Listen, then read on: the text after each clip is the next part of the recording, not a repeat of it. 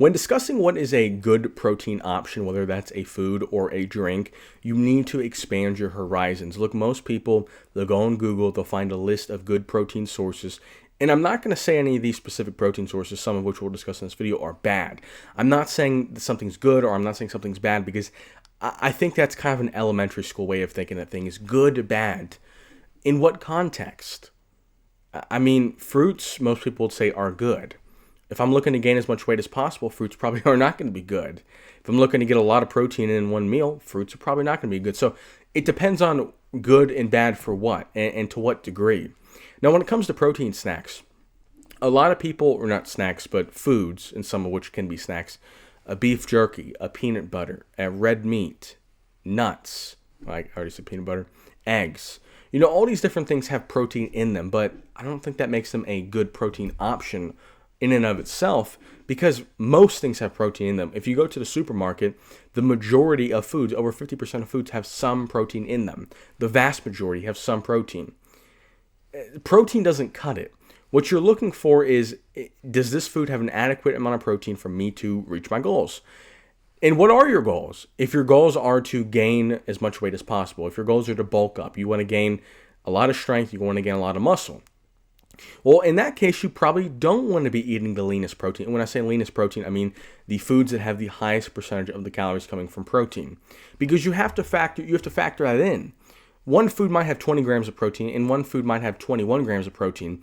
If the food with 21 grams of protein is double the calories, the percentage of that food that is protein is a lower amount. And at the end of the day, if you're dieting and you're only going to consume 2,000 calories, you want those 2,000 calories to be 30% protein, not 15% protein. Because when people just look at the raw math, they say red meat has X amount of protein and eggs have X amount of protein and the raw meat has more. But the eggs, if we factor per 100 calories and we look at X meat versus eggs, per 100 calories, the eggs are going to get you more protein. So you have to factor for calories. If you're not factoring for calories, if you're just saying this food has more protein, well, what if I eat more of this food? Well, now that food has more protein. You have to factor what percentage of the calories in this food are protein. Quick math, if you don't want to Google it, if you don't feel confident doing that. Protein, 1 gram of protein is 4 calories. If your snack has 100 calories in it, and it has 10 grams of protein, 10 times 4 is 40, divided by 100 is 40%.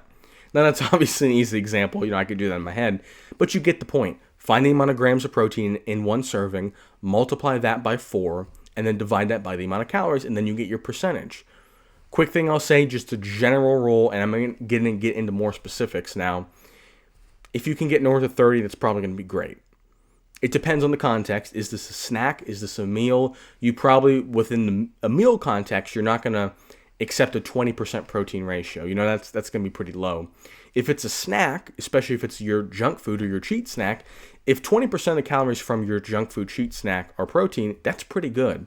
If that's your daily total, it's a little dicey. You probably want to be 25%, 30%. The higher the better, generally. You can't eat too much protein, but that's probably not going to be a problem for you. Now, what I said earlier, I'd mentioned, if you're looking to gain weight, the lean proteins like eggs probably aren't going to make a ton of sense. And that is because for you to get an adequate amount of protein and calories to gain as much strength and muscle as you would like, number one, cost reasons. Stuff like nuts are going to be very cost effective. You get a lot of calories in, you get a lot of protein in, and it's very cheap. Is it going to be the highest percentage protein? No. Is it the highest quality protein? No.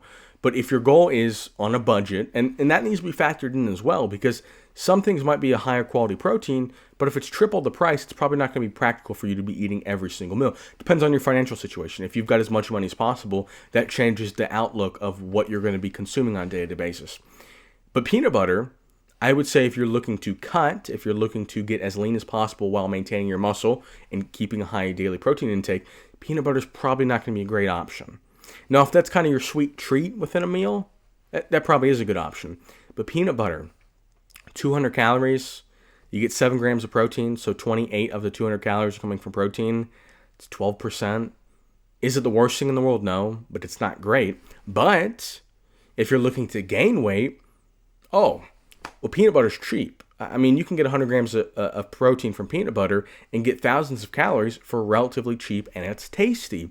So when we are looking at this, it isn't as simple as this percentage of protein in said food is going to be good. I gave you a rough estimate.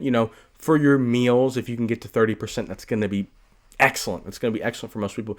If you can get to 20%, maybe 18, 17% and upwards for snacks, if you're going to have a Quest pizza, if you're familiar with those, they've got, I think, 20 grams of protein. Look, if you can sneak some protein into your cheat meals and your cheat snacks, that is going to kind of change the game for you. And it just depends on specifically what you want. But that is one thing I will say. Before anyone tells you this is a good protein option, you might want to ask for what.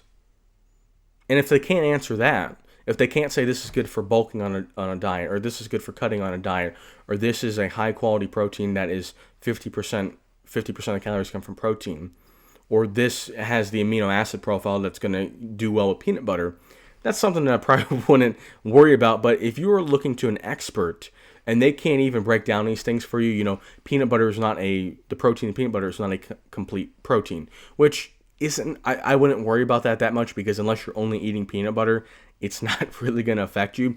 But if you're looking to someone as an expert and they can't say, well, peanut butter and eggs, they're a good combo because they're et cetera, and this is this lean and this is not this lean, but they're both cheap and together they get all the amino.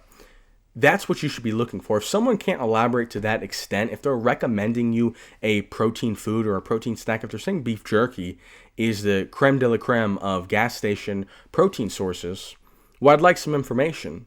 Is it cost effective? Is it something I should be eating as a meal? Is it something that's a good snack? Something that's good for bulking? Something that's good for cutting? Is it something that's good for just general health? The answer isn't yes to all those things. This is a complex question. And when people go on and say, these are my 5 best protein snacks, I'm going to need some nuance, because it's not that simple. When people simplify it, they think you're dumb. And I don't think you're dumb. I think you know how to use a calculator.